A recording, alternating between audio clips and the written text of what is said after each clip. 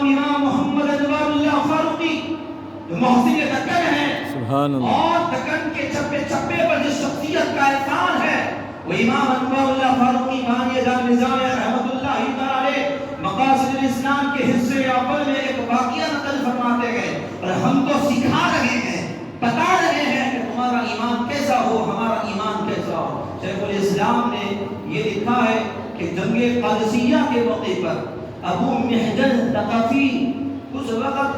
قید میں آپ ڈال دیے گئے، ان سے گناہ ہو گیا،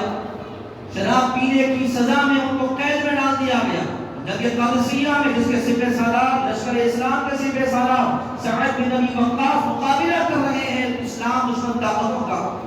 ابو محجن ثقفی قید خانے کے دریچے سے کھڑکیوں سے میدان جنگ کے اندر کو دیکھ رہے ہیں کہ کس طریقے سے دشمن اسلام کے سپاہیوں پر ٹوٹ پڑا ہے اور اسلام کے صفوں کو کمزور کرتا چلا جا رہا ہے۔ یہ قید خانے میں بند اللہ کا بندہ، یہ مرد مومن بے چین ہوتا ہے، بے قرار ہوتا ہے اور اعلان کرتا ہے کوئی ہے کہ مجھے اس قید سے رہا کرے تاکہ اس آزمائش کے وقت میں فوراً پہنچوں اور مسلمانوں کی صفوں میں داخل ہو کر مسلمانوں کی مدد کے لیے پہنچ جاؤں۔ چنانچہ حضرت سعد بن ابی وقاص کی زوجہ حضرت سلمہ سے یہ عرض کرتے ہیں، اے اللہ کی بندی، میں خدا کا واسطہ لیتا ہوں اور وعدہ کرتا ہوں اگر آپ مجھے رہا کر دیں گے، اگر اس معرکہ میں زندہ بچ جاؤں گا تو خدا کی قسم واپس خود قید میں آؤں گا، اپنے ہاتھوں سے بیڑیاں اپنے ہاتھوں میں ڈال دوں گا، بس ایک دن کچھ گھنٹوں کے لیے مجھے چھوڑ دے۔ یہ حضرت ابو محجن ثقفی قید سے جو رہائی مانگ رہے تھے، یہ اپنے نفس کی تسکین کے لیے نہ تھا، نہ وہ قید کی وہ تکلیفوں کو نہ برداشت کر کے مطالبہ کر رہے تھے، بلکہ اسلام کا جو مصیبت کا وقت آ رہا ہے، مسلمان جو اس وقت آزمائش سے پریشان تھے، وہ فکر مند تھے کہ کیسے ان کو مضبوط کیا جائے، کیسے پھر سے ان کو متحد کیا جائے۔ چنانچہ حضرت سلمہ نے ان کو وعدے پر رہا کر دیا اور میدان کارزار میں آتے گئے، صبح سے شام تک دیوانہ وار ایسا لڑتے گئے۔ شیخ الاسلام نے لکھا کہ لشکر اسلام کے سپہ سالار سعد بن ابی وقاص، پورا لشکر اسلام ان کے اس جوش ایمانی کو، ان کے جذبہ جانثاری کو دیکھ کر حیرت میں تھا کہ یہ کون بہادر ہماری صفوں میں آ کر کس طریقے سے ہماری مدد کر رہا ہے، یہ کون بہادر ہے جو مسلمانوں کو ایسا مضبوط طاقت پہنچا رہا ہے۔ صبح سے شام تک معرکہ میں لڑتے رہے، بے شمار دشمنوں کو جہنم نصیب کیے، اللہ نے کامیابی عطا فرمائی، واپس آئے وعدے کے مطابق، بیڑیوں کو اپنے ہاتھوں میں ڈال لیا اور قید میں بیٹھ گئے۔ اور جب جنگ ختم ہونے کے بعد سعد بن ابی وقاص گھر پہنچے تو اہلیہ محترمہ نے آپ سے کہا کہ جس بہادر کی آپ تعریف کر رہے ہو، جس بہادر کا آپ یہاں بیان کر رہے ہو، بہادر کوئی اور نہیں، ابو محجن ثقفی ہے جو اس وقت قید میں تھے، انہوں نے مجھ سے وعدہ کیا تھا اور میں نے وعدے کے مطابق ان کو چھوڑا اور وہ وعدے کے مطابق واپس قید میں آ گئے۔ جب یہ سنا حضرت سعد بن ابی وقاص تو وہ اعلان کیے، خدا کی قسم جو مرد مومن مسلمانوں کو ایسے جوش ایمانی کے ساتھ مدد کرے، ایسے مسلمانوں کے لیے جانثاری کے جذبات مسلمانوں کے لیے پیش کرے، خدا کی قسم وہ قید میں رہنے کا قابل نہیں ہے، اس کو تو آزاد ہونا چاہیے۔ آزاد کر دیا، رہا کر دیا۔ محجن ثقفی باہر نکلتے ہیں، وہ بھی قسم کھاتے ہیں، خدا کی قسم گواہ رہو لوگوں، آج سے میں اعلان کرتا ہوں کبھی میں گناہ کی طرف ہاتھ نہیں بڑھاؤں گا، کبھی میں گناہ کی طرف ہاتھ نہیں بڑھاؤں گا، خدا کی قسم آج کے بعد میں شراب کی طرف ہاتھ اٹھا کر آگے نہیں بڑھاؤں گا، ایک نگاہ ڈال کر بھی نہیں دیکھوں گا۔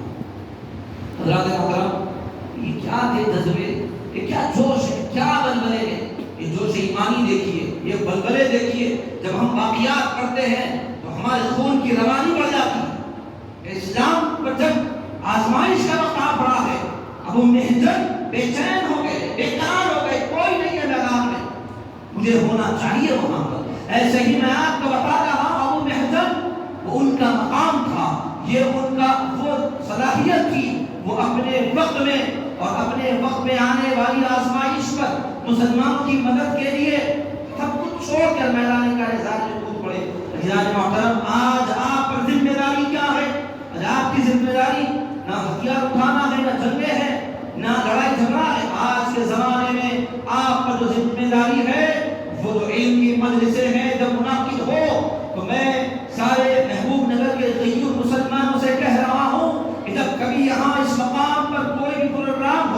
علماء یہاں پر آئے، علماء یہاں آپ سے خطاب کرنے کے لیے جمع ہو اور اس مائک سے آپ کو آواز دی جائے تو کوئی اپنے گھروں میں آرام سے نہ بیٹھے، کوئی اپنے دنیا کی مشغولیات میں آرام سے نہ بیٹھے، وہ آواز سن کر بے چین ہو جائے، بے قرار ہو جائے کہ ہمیں علم کی خدمت کے لیے بلایا جا رہا ہے اور علم پہنچانے کے لیے ہم کو بلایا جا رہا ہے۔ جو ہمارے علماء، یہ جو وارثین انبیاء ہے، یہ انبیاء کے وارثین ہم کو آواز دے رہے ہیں۔ جب نبی کا ہم کلمہ پڑھ چکے ہیں تو ہم نبی رحمت علیہ السلام کے جہاں پر وفادار امتی ہے، وہیں پر وفادار امتی کی بھی ذمہ داری ہے کہ جب نبی کے وارثین تم کو آواز دے تو ان کی آواز پر لبیک کہتے ہوئے سب چھوڑ کر آگے ہو جائے۔ یہ عوام کی ذمہ داری ہے۔ علماء اپنی محنتیں اپنے طور پر کرتے ہیں اور عوام اپنی ذمہ داریوں کو سمجھا، اور جب بھی بلایا جائے، جب کبھی بھی آپ کو موقع ملے خدمت دین کا اور علماء کی کاموں میں حصہ لینے کا، اس میں بڑھ چڑھ کر حصہ لینے کی ضرورت ہے۔ ادارے ملت اسلامیہ، جذبات آج ہر چیز کے لیے دنیا چھوٹتی ہے تو انسان جذبات میں ہے، لیکن سنیے آج دور حاضر میں مسلمانوں کی صورتحال علامہ اقبال کے جس شعر کے مصداق ہو گئی ہے کہ رگوں میں وہ لہو باقی نہیں، وہ دل وہ آرزو باقی نہیں، نماز روزہ قربانی و حج سب باقی ہے مگر تو باقی نہیں ہے۔ لہذا اپنے آپ کو بدلیں، اپنی صفوں کو متحد کریں، علماء کی حاضریوں کو غنیمت جانیں، ان کی محنتوں کی قدر کریں۔ وارثین انبیاء ہے، حضور نے فرمایا علماء ورثۃ الانبیاء، میری امت کے علماء کیا ہے؟ یہ انبیاء کے جانشین ہیں، یہ انبیاء کے وارثین ہیں، یہ انبیاء کے وارثین کی محنتوں کی قدر کرنا یہ ہم سب کا فریضہ ہے۔ اللہ تبارک و تعالیٰ ہم سب کو خیر کی توفیق عطا فرمائے اور آج کی ہم سب کی حاضری